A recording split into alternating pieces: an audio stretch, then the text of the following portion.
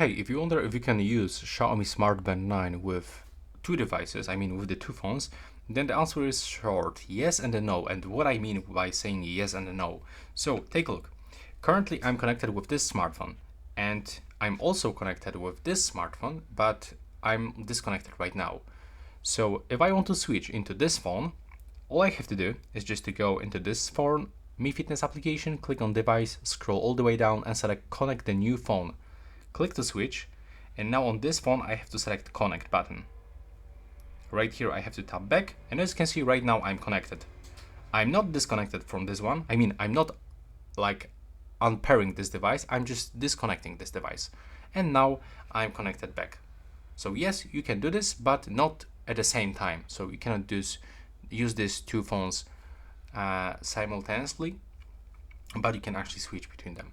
So that's all for this video. Right now, please subscribe.